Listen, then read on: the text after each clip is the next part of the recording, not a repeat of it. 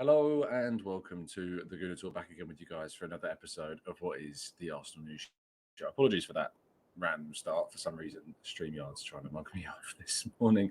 I hope you're doing good and well. How about we try that one more time?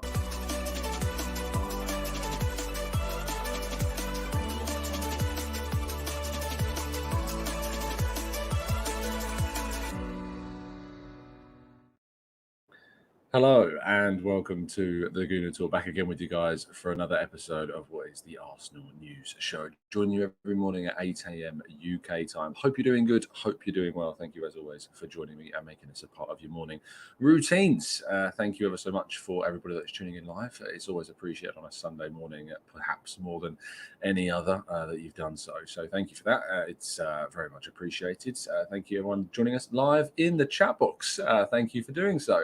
Good morning to Sabre. Good morning to Black Shine. Good morning to Matt G.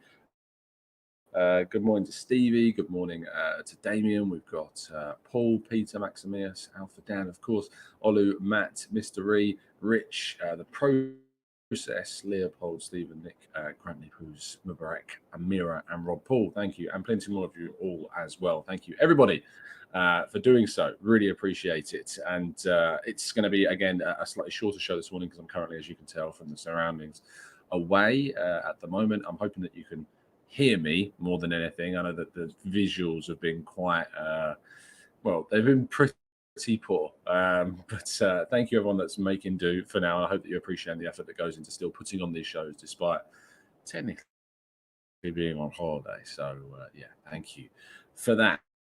Right, let's get on with today's stories, shall we? We kick off.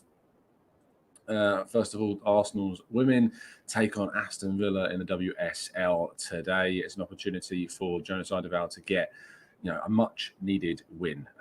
Really, really difficult start to the season, being knocked out of the Champions League, losing, of course, on the opening day to Liverpool.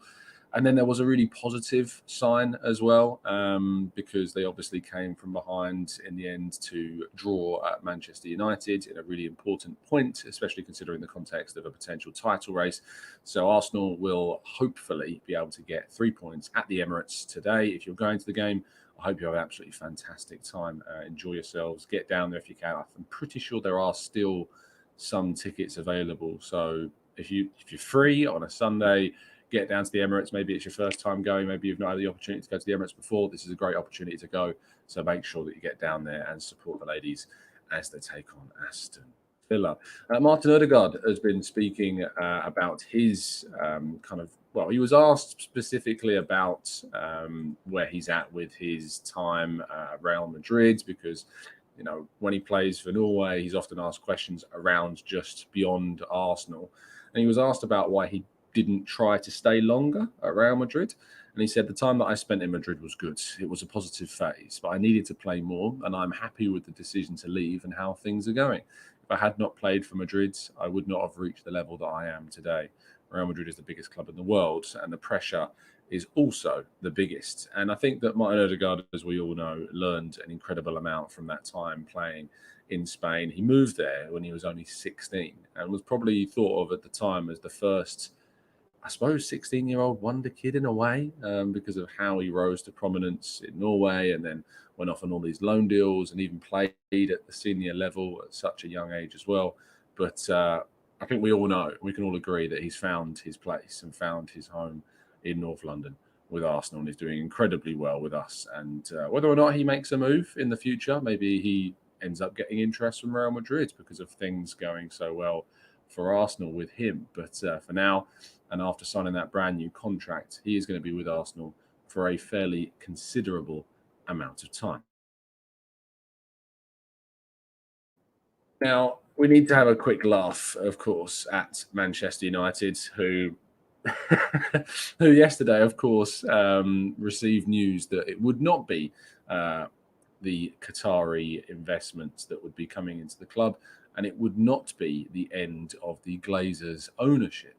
Arsenal will continue for now to play against the Manchester United side that are indeed owned majority-wise by the Glazers, because Sir Jim Ratcliffe has secured, or is close to,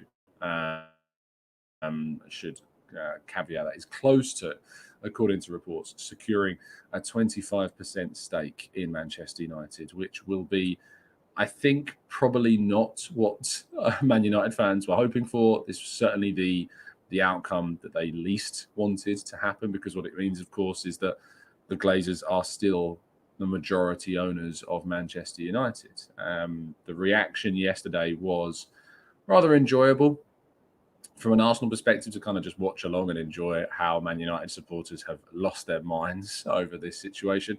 But ultimately, it could still have a negative impact on Arsenal, because I think Sheikh Jassim is the representative leading that Qatari takeover bid. Who knows where he could go with his money next? Could it be to Tottenham Hotspur? Could it be to somebody else in the Premier League? Could he look to take over another team that's not Manchester United? It's very possible that could happen. And Spurs look to be a team that could be a target for investment and could be a target for being taken over. You look at the brand new stadium they've built, of course. You look at the young players, the training ground. It is, despite all of our dislike towards Spurs, a prime candidate for taking over. That said, there's something about Spurs that's always going to keep them Spursy. But Manchester United have got this aura about them. They've always got this thing about becoming or being the best team in the world, according to them and their fans. But knowing that Manchester United will not get that significant backing or not get that huge amount of investment, and instead it will be, well, we don't really know, to be honest. We don't really know what is going to change with Sir Jim Ratcliffe coming into the club and how that will change spending. What we do know about Manchester United is that they've spent huge amounts of money already. They have arguably over-invested massively in a number of areas in the team and with certain signings, and it's not exactly turned out into success anyway. So money doesn't always necessarily guarantee you that it's going to be a huge success in the long run. It's about how you spend it. And if you look at what Arsenal have done, yes, they've spent a lot of money, but they've spent it really, really well. And that's ultimately led to where Arsenal are today compared to Manchester United, for instance. Now, our headline story of the day is an interesting one that came out yesterday. And that's that Edu has been to Brazil, and he's been flying out to Brazil to meet with Fluminense. A post on the Fluminense website read that we had contact with Arsenal last year when they welcomed us on our under-16 trip to England. Today, they came to get to know our CT and our work more closely. They were very impressed and praised our processes.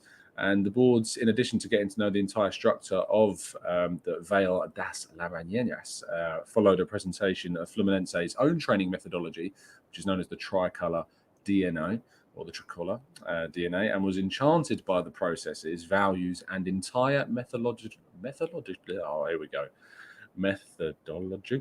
the word, curriculum of Zerum. Not exactly sure what that is, but they've enjoyed their trip there, it seems. And he says, and who spoke to the club and said, I really liked everything presented to us here.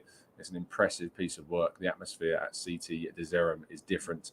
And they said that there was the training complex was around 120,000 meters squared, has in total 7 fields, one of which is an artificial grass, a gym, a dormitory for 90 athletes, psychologically, that's, and again, not the right way to pronounce that word, psychology and nutrition room, physiology department, an auditorium, a cafeteria, a methodology room, a performance room, and the entire necessary structure to develop the football of athletes from the most complete training academy in Brazil in the best possible way, with Fluminense being the only large club in Rio with a specific CT for youth categories. There you go. Lots of big words to get through, but very interesting to see that Edu is out there in Brazil visiting clubs during this international break.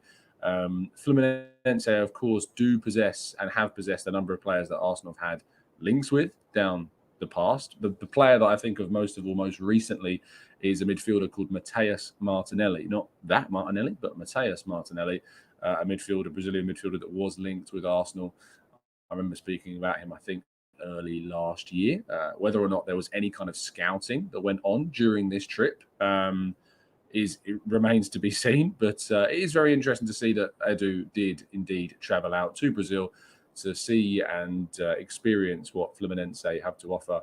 For a long time, we've been asking kind of what Arsenal would do specifically with a multi-club model, and would they come up with a partnership with any kind of team in any nation? And with Edu having his links out in Brazil, it does make sense that it would be a club out there. That's not to say that that's what this is. It's just speculation about what the reason behind that trip was. But it's interesting. Also is interesting, I'm hoping, is your questions. So let's move to part 2 and your questions right after.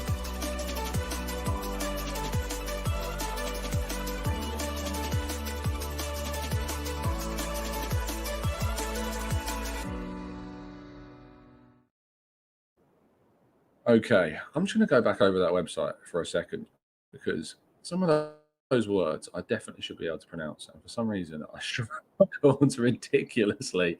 Psychology, a very normal word that somehow I still managed to mess up.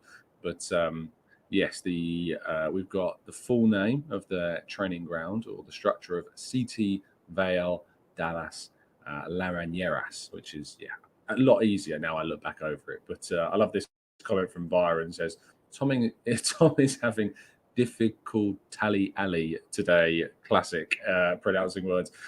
John says, I can't take long complex words this early on a Sunday morning either. Yeah, I think it's probably fair that if we're going to mess up, it's going to be today. Jean says, is it a coincidence that Rodri and Kovacic are targeting Martin Odegaard? I'm actually really afraid for this night, not to lose to Spain, but for another horrendous tackle from Rodri against Odegaard. Yeah, of course, it's a really good point, Jean, that Spain do indeed take on Norway in a really important game for both teams in terms of their qualification to the European Championships, because Scotland have done so well that they position themselves into a really strong position. They'll be hoping that Norway do not win this game, because it would knock Scotland and Kieran Tierney's sides out of the running. Kieran Tierney is, of course, injured at the moment, but let's keep an eye on things. If you remember that awful tackle, I think it was from Rodri, wasn't it, on Odegaard during that last clash between Spain and Norway. One to keep an eye on. Max says, Tom, I'm 100% certain this happened much earlier. They waited until the international break to let it out. Else does Sheikh Jassim leaving Sir Jim Ratcliffe coming in happen in the matter of minutes? I'm not sure, to be honest, Maximus. It's very possible that happens. You know, there are delays in how things and when things are announced. So it's very possible that this did happen a little while ago. I guess we'll have to wait and see when the whole thing gets announced. But sometimes there is a delay, of course, in things getting announced. But yesterday, a lot came out regarding the Manchester United takeover. So there's a lot of reporting on it yesterday, which is why we've discussed it today. Hans says, hey, Tom, does your wife ever, for good say for good sake, Tom, we're on holiday, stay in bed? Yeah, all the time. But I can't let you guys down. And it's only 20 minutes, every single day in the morning. And, it's important, I think, to do these shows and continue the continuity of them. But trust me, the rest of the days, full attention all the time. Joey says, should we be more involved with the Colorado Rapids? KSE owned and could potentially be a great feeder program. I mean, to an extent, the Colorado Rapids have not been particularly successful in MLS for quite a little while. Of course, we did sign. We did sign. What's his name? Why is he Trusty? That's his name. Austin Trusty. We did sign him from the Rapids in January of 2021.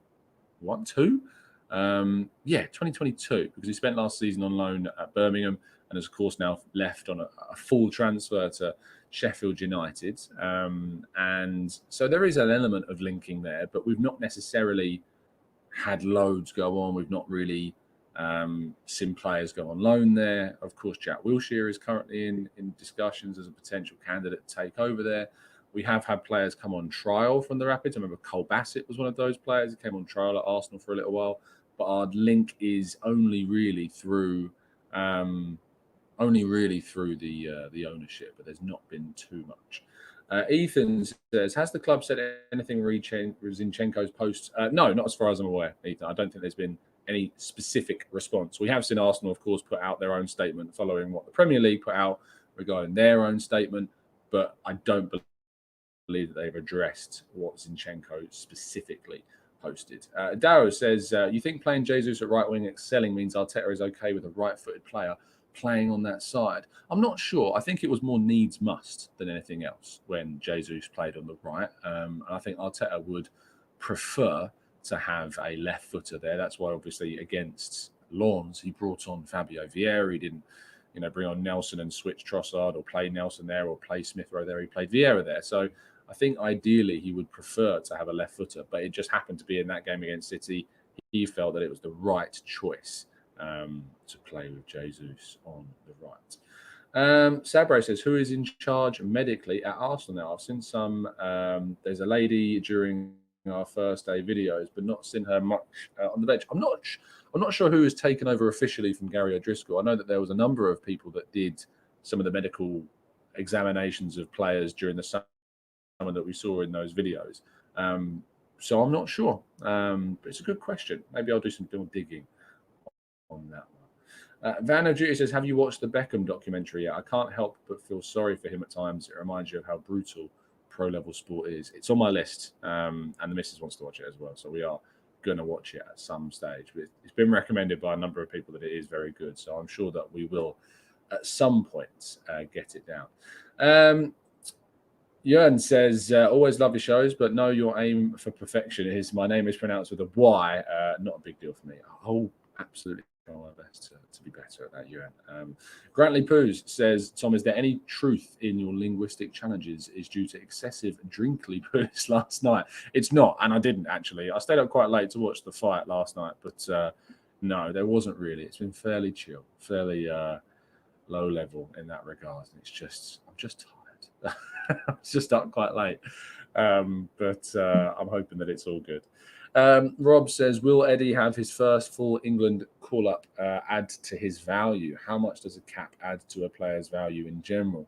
To be honest, I don't think it adds too much at all, really. I mean, you can say he's an England international, now a full senior international, if you like. He can still actually represent other countries because it was only a friendly that he played in, but I don't think it will add too much. It might create more interest, which could indirectly affect the value, but I'd be very surprised if it had a massive effect on how much that he's worth.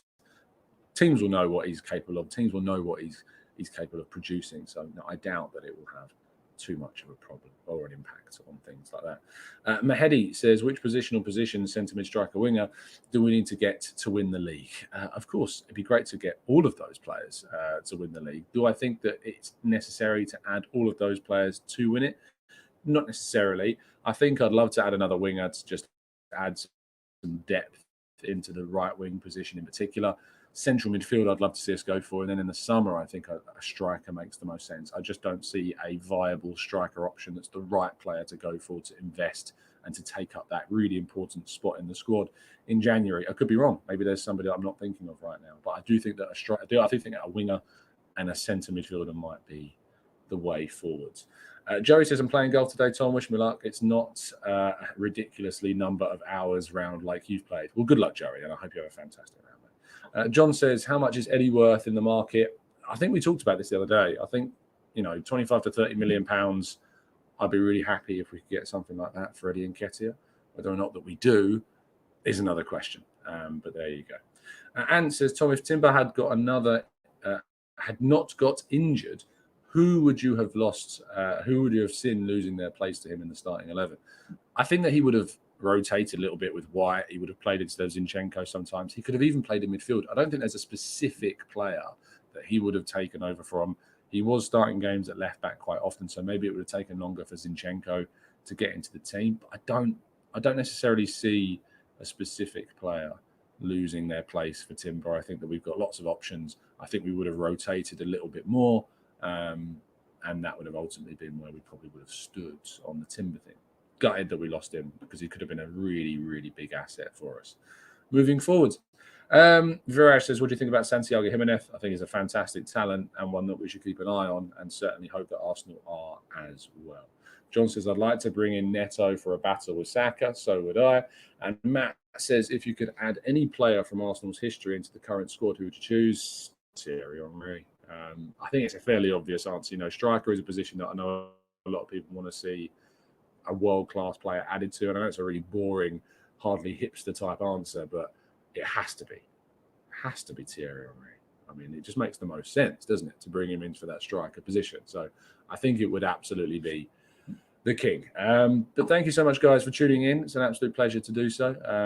Sorry for the slightly shorter show as always, but it's going to be like this for one more day. Of course, we'll be doing one more show tomorrow, and then it'll be back to the usual scheduled programming. Apologies for the slight issues in pronunciation. It's been terrific. It's been tired. It's been a long weekend, but hopefully we'll be back to usual, back to normal stuff tomorrow. Do drop a like on the video. Do subscribe to the channel if you're new around here with those notifications turned on so you never miss a show. Have a fantastic Sunday. Chill, relax, stay safe, stay well. And if you're going to the Arsenal women's game, have a fantastic time. And let's hope for a big 3 points. And as always, up the Arsenal.